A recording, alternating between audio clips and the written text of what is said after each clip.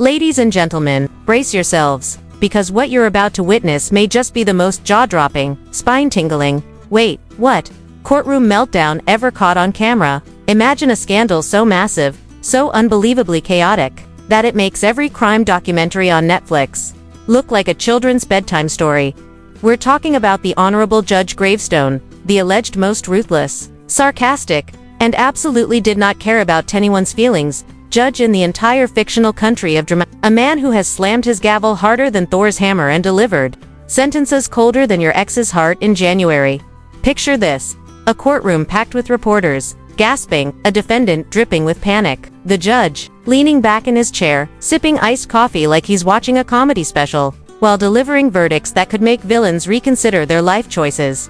But what pushed him over the edge? What triggered the most remorseless moment in legal history? Conspiracy, corruption, or just a very, very bad Monday? Judge Gravestone had seen every type of criminal walk into his courtroom, but nothing prepared him for Victor Goldbane, the billionaire businessman who always smiled as if he had already bought the verdict. On the day of the trial, the courtroom was so crowded that even the walls seemed to lean in for gossip. Reporters filled every empty space, waiting to capture the downfall of the man who called himself a humble servant of the nation, while spending money like he printed it at home. Goldbane stood there pretending to look innocent, his perfectly polished shoes reflecting the bright lights, as though they too were trying to blind the truth. He raised his hand and swore to speak only the truth, but everyone in that room, including the chairs, knew honesty was not something he carried in his expensive pockets. The prosecutor opened with a thunderous claim that billions had vanished under Goldbane's leadership, and not vanished into meaningful causes but secretly used for a ridiculous private project known as Operation Golden Throne, a toilet made entirely of diamonds,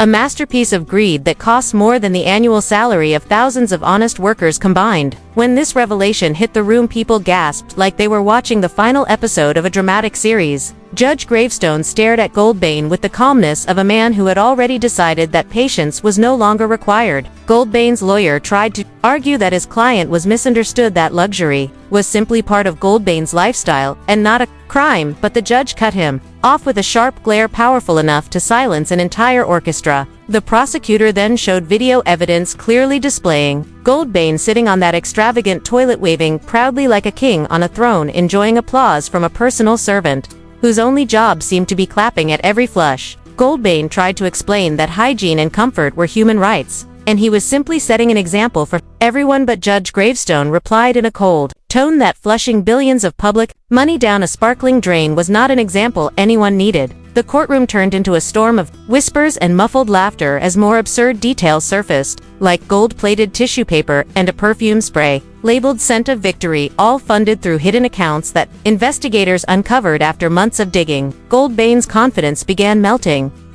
like ice under a desert sun, while the judge observed, with the expression of someone who had already lost count of the lies spoken. The public outside the courtroom had already made up their minds. Banners demanding justice waved in angry fists, and every passerby discussed the scandal with the passion of people who finally had a villain they could unite against. As the prosecution prepared to reveal even more secret files, Goldbane clenched the edge of the defense table, trying to hold on to the last bits of arrogance he still believed he possessed. Goldbane's breathing grew heavier as the prosecutor placed a new stack of leaked documents on the desk, thick enough to build a small fortress, and every sheet carried another attack on his carefully constructed image, showing that the Golden Throne was only the surface of a far deeper swamp of corruption that he had created behind the smiling speeches and charity galas that fooled the world for years. Anonymous insiders whose voices were altered for secrecy claimed that Goldbane had developed a network of private islands where he hosted gatherings of influential figures, convincing them to invest in futuristic projects that never existed, and when questioned, he would reply that geniuses are often misunderstood, which conveniently bought him time to quietly shift money into his luxury obsessions. Judge Gravestone listened with narrowed eyes and a tilted head, as though mentally counting every lie and adding an extra year of punishment to each one. The prosecutor then revealed photographs secretly taken from inside Goldbane's mansion, showing rooms filled with statues of himself posing like historical heroes, each one more ridiculous than the last, and purchased with charity funds originally meant for building hospitals. Gasps escaped the crowd again, the kind of shock where people still cannot believe someone could fall this low, but Goldbane stood unmoving, his face stiff, trying to hold the last string of dignity that was slipping faster than sand through fingers. Reporters scribbled notes like they were writing history, witnessing the rise and expected crash of the man who had once been praised as a symbol of success within Dramatica, but now he looked like a clown who had stolen the circus tent. Public reactions outside intensified every second. Police worried that the crowd might break through the barricades because the streets were filling with voices demanding immediate punishment, and viral posts mocked Goldbane by comparing his golden throne to the crumbling public bathrooms around the country, photographed to show rusted, broken seats with captions saying this is where taxpayers flush their hopes. Inside the courtroom, Goldbane's lawyers pushed stacks of fancy documents forward, arguing that their client created jobs, supported communities, donated to schools. But the judge responded sharply that chairs and statues do not count as students, and learning does not happen in overpriced bathrooms. The prosecutor kept speaking, listing luxurious items acquired under secret funds, including diamond buttons on his pajamas, silk carpets imported from mythical beasts no one had ever heard of, and a personal research team hired only to invent new ways to make him feel like royalty. Goldbane suddenly broke his silence, raising his voice in desperation, saying that the media misunderstood him, and people were jealous of his success, yet the judge's expression remained completely untouched by the performance, as though he had already seen every trick Goldbane could imagine. Everything in the room froze when the prosecutor mentioned an upcoming classified file that held the final undeniable proof of the darkest part of this scandal, and all eyes turned to Goldbane, who swallowed hard because even he knew that what was coming next could destroy every remaining excuse he had.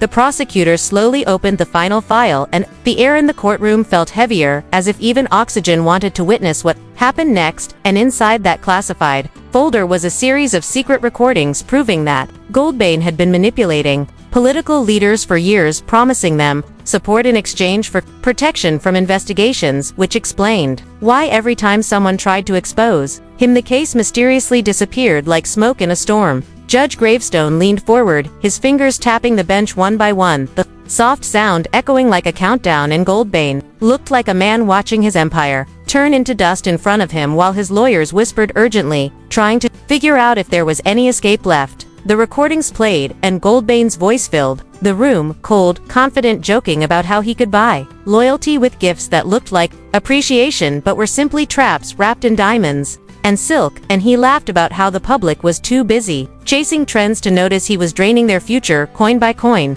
The reaction inside the room shifted from shock to anger. Even the jury members stared at him like he was no longer a human, but a symbol of everything that had gone wrong with power and wealth. Goldbane tried to deny it, his wrong with power and wealth. Goldbane tried to deny it, his voice trembling, but the judge asked him why every lie he spoke sounded exactly like the recordings, and Goldbane stumbled over his words, unable to build even a weak defense. The prosecutor revealed reports showing that when hospitals begged for funding, Goldbane redirected their budgets to maintain the Golden Throne, and when schools needed repairs, he sponsored more statues of himself, and when children needed books, he ordered more applause after each flush on his precious toilet throne. The silence that followed was the kind that arrives only when truth becomes too loud to ignore, and then Judge Gravestone finally stood up, a rare sight, because he usually delivered justice sitting down, but today he seemed to rise not just in height but in authority. He gave a speech about how greed had turned one man into a parasite, feeding on the hopes of millions, and how justice was not meant to be bought, rented, or polished like a trophy, and his voice struck Goldbane harder than any physical punishment could. He announced that the court would move toward a punishment so severe that future criminals would think twice before stealing from the public, and Goldbane's knees weakened as he realized the world he controlled through fear and money was collapsing. Reporters rushed outside to broadcast every detail, and the crowd roared with triumph, celebrating the downfall of the man who once behaved like a king of luxury but now stood like a servant of justice, facing the consequences of his own greed. Inside that courtroom, Victor Goldbane finally understood that power cannot always silence judgment, and that the truth, no matter how long it is buried, will eventually find its way to the surface. Now the only question left is how deep this corruption truly goes, and whether Victor Goldbane was acting alone, or if there are more hidden figures waiting in the shadows for their turn to be exposed and brought before Judge Gravestone's bench of truth. The scandal has shaken the entire nation of Dramatica, leaving every citizen wondering how someone could rise so far by stealing from the very people who trusted him, and if authorities will dare to uncover every secret that Goldbane left buried in his luxurious empire. As the world watches this high-profile case unfold, everyone knows this is not just about one man and one diamond toilet, but a powerful reminder that greed can consume anyone who believes they are untouchable. Justice is finally catching up, but what happens next depends on the voices of people like you watching and demanding that no one should ever again slip through the cracks of power and wealth to exploit a nation's resources. So ask yourself, what would you do if you discovered the next Goldbane hiding behind a smile, pretending to be a hero while stealing from the future of millions? And if you want the truth to keep coming, then stay loud, stay curious, and never let the powerful hide in silence again.